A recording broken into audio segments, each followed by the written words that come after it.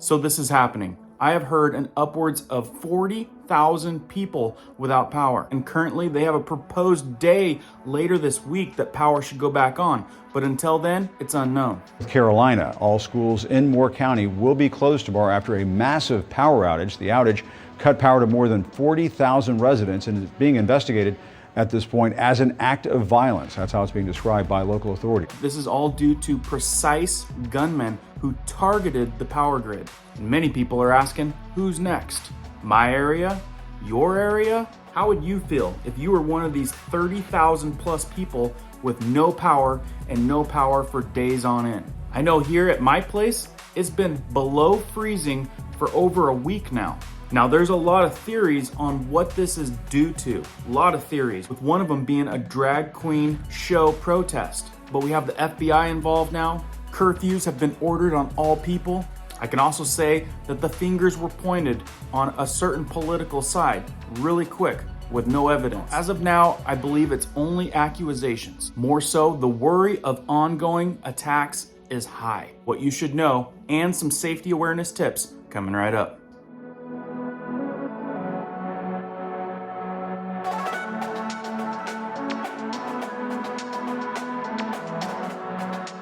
Welcome back to all of our subscribers. We're in the self-sufficient tiny house today. Thank you all for watching our videos. If you're brand new here, like news that could affect you, emergency preparedness, and prepping tips weekly, be sure to hit that notification bell so you guys don't miss a video. Let's jump into this one. All right, so like I said, a lot of interesting things going on about this that we need to cover. So let's get this stuff covered before I share with you some vital awareness tips that all of you guys should be thinking about before you're in this type of situation. Supposedly, 2 gunmen strategically targeted a power substation, damaging critical components of the electrical grid, causing massive power outages. So that's right, upwards of 40,000 people are currently without any power whatsoever. Critical components were damaged to the point where they could not be repaired, and new parts had to be ordered. They're hoping for later this week to get people's power back on. So like I said, very interesting. Many dynamics are coming from this. The FBI is involved. Curfews for everyone has been ordered.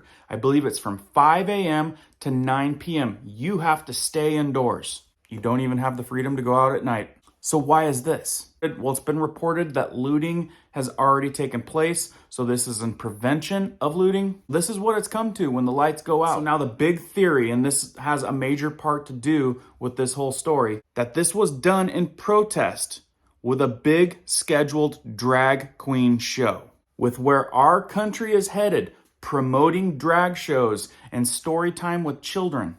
Well, there's a lot of people that are against that. So this was quickly labeled as an attack from the conservative extremists, which you guys will soon learn that this will evolve into pretty much what side of the box did you check on that ballot box. Conservative, Republican, Christian, pretty much anything where you did not vote left, that's where the division's going to be. So this drag show, there was tons of reports on social media, a lot of protests. So this actually has the police out there knocking on doors. If you made a social media post related to this, they could be knocking on your doors, and they know you're at home because they enforced a curfew. Crazy. I believe the linkage between the protest and the power outage is still under investigation. This is a screenshot from Moore County's Sheriff's Department video. Sheriff Ronnie Fields, who at Sunday afternoon press conference called the perpetrators cowards, announced a Sunday curfew from 9 p.m. to 5 a.m. Monday. It goes on to say that the vandals intentionally damaged 2 electrical substations in the county, prompting law enforcement officers to accompany crews sent to make repairs. The substations were damaged by gunfire. Moore County and Duke Energy officials confirmed. But curfews, has it really come to this? We've got people out there just waiting for the lights to go out, waiting for no one to be watching and for it to be dark so that they can go out and start looting and stealing. So with that, make sure you guys get some protection. Get it before you can't get it. Because I can certainly say if looting was ever to come to my house, it would mistakenly be their last stop. And that's even if they get past the neighbors, which I doubt they could. But if you guys watch other prepping channels like Canadian Prepper or Full Spectrum Survival, you'll quickly be educated on how this could be the start of something much bigger, despite whether it was a state-sponsored event or some backwoods hillbillies. So CP threw some facts out on these power stations. America, 55,000 substations. How many of those substations would need to be taken out to put all of America in the black? Complete grid down. How many do you think? Put it down in the comments real quick before I give you the answer.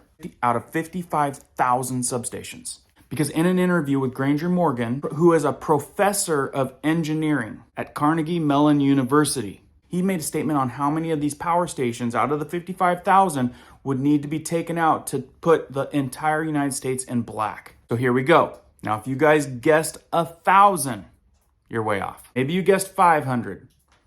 Wrong. Still very cold. 100?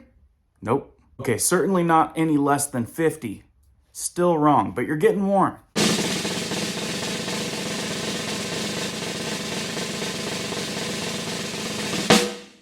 Now, some conservatively say 20 power stations, but the answer is 9.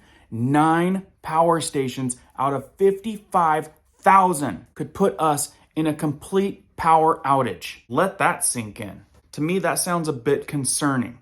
Kind of a weak stance. What do you guys think? So like I said, some are reporting that this might just be the start of some huge attack. Going into the winter, there is definitely highlighted a lot of possibilities out there for this to be a rough winter. And if that's the case, more power outages, more looting, more violence, how prepared are you for that? Because we can all agree that most people have experience with short-term power outages, a few hours, usually not even a day. So how are you looking for a long-term power outage? Last several days, and especially in the winter.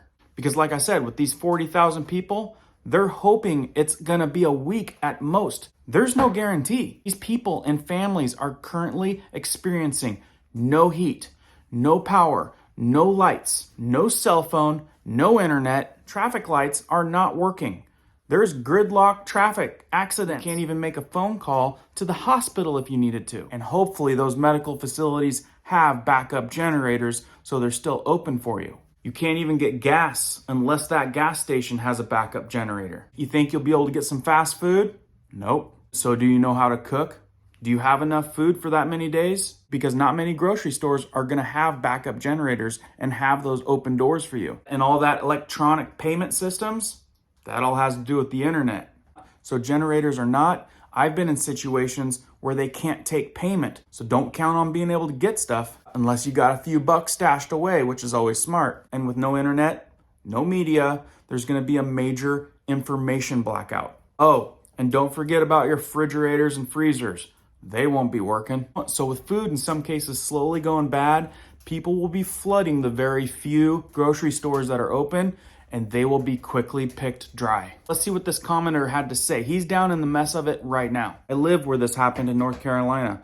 One of the substations is 3 miles from my home. And not only the power was affected, but the internet as well. FBI is now in the area, and there is a county-wide 9 p.m. curfew for us here in Moore County, North Carolina. Stores, ATMs, stoplights, all out at the same time. Sheriffs at every light and stores employees down at dark so the stores keep looters out and damage control. Sheriffs, crazy, at my front door, but I'm not taking visitors. I'm a prepper and we haven't missed a thing, but some are already on social calling out others and pointing fingers, others trying to get supplies, but I have to drive to the next county over. I think of this as a test and an opportunity to see where I am. Do my preps have weak spots? So far, so good. There's a lot of chaos out there with people that are not ready for this type of thing. If you're a prepper, then you're probably gonna be better than the rest, especially in these low-key emergencies. And now, well, we can hope that this is an isolated situation and not part of a much bigger thing, but it's sounding like there's a lot going on. We're talking about state of emergencies, more curfews, and I'm hearing a lot about more things expected to happen. So what should you guys be doing? Now, we have videos on all of this kind of stuff, and we put them out weekly on emergency preparedness. Number one, you need to think this whole thing through. Make a plan, emergency heat source, emergency water source, emergency food source. Do you have a way to cook your food? You have a source of communication, whether it be an emergency radio that you can receive emergency broadcasts. Additional ways to stay warm, whether it's sleeping bags, wool or down blankets, extra clothing. Do you have emergency medications?